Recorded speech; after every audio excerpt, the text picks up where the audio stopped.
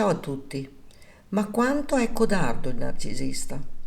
Il narciso è di una vigliaccheria da far paura, poiché non ha la minima forza d'animo di affrontare un rischio o di assumersi la responsabilità delle proprie azioni. Come nel mio caso, quando il mio ex narcisista doveva far fronte a dei problemi familiari per cercare di risolverli. Trovava sempre la scusa che aveva altro da fare e così riusciva sempre a defilarsi uscendo di casa sbattendo pure la porta. Per riuscire a pesare la vigliaccheria del narciso è sufficiente pensare a come attua la fase finale dello scarto, che avviene bruscamente, con brutalità, senza alcun chiarimento, proiettando tutte le colpe sulla propria vittima, o peggio ancora, se ne va via creando il muro del silenzio, ossia non rispondendo più ai messaggi o alle chiamate, oppure rispondendo quando gli fa comodo. Tale atteggiamento lascia la vittima in piena dissonanza cognitiva, in uno stato confusionale pazzesco, completamente sola, anche perché nessuno la può comprendere, nel dolore e nella disperazione più assoluta.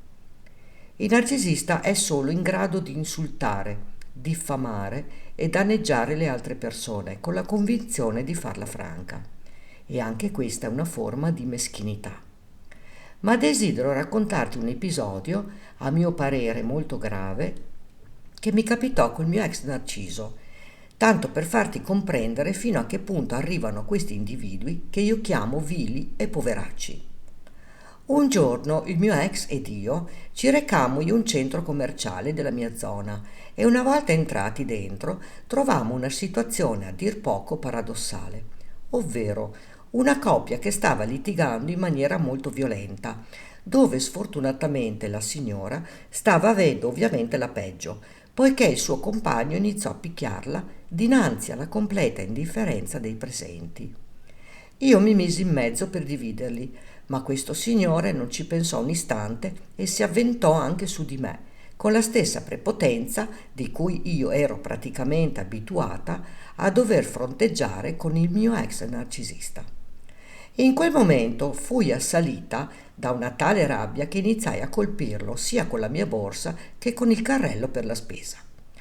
Alla fine l'uomo si dileguò, lasciando la sua partner e la sottoscritta nella più totale confusione e devo dire anche un po' ammaccate.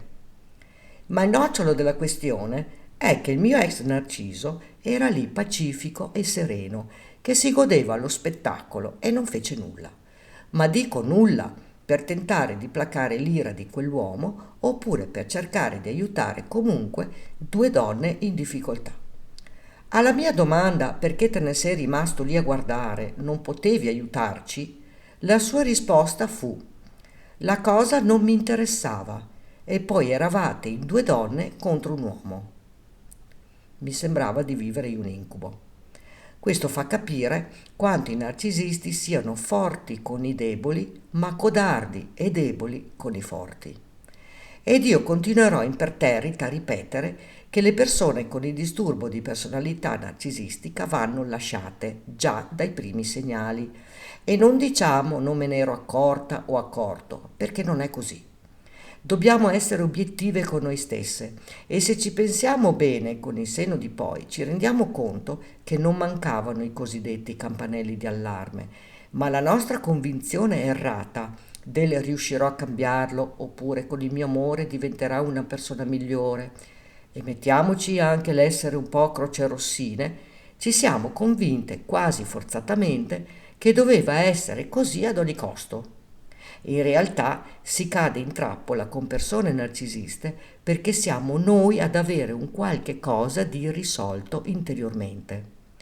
Impariamo a guardarci dentro e analizziamo quella che era la nostra situazione familiare con i nostri genitori. Probabilmente esiste anche una sorta di dipendenza affettiva che ci crea non pochi problemi, soprattutto con le relazioni di coppia. E tu cosa ne pensi? Scrivilo qui sotto nei commenti. Iscriviti al canale e attiva la campanella, così puoi ricevere le notifiche dei nuovi video. Grazie per avermi seguita.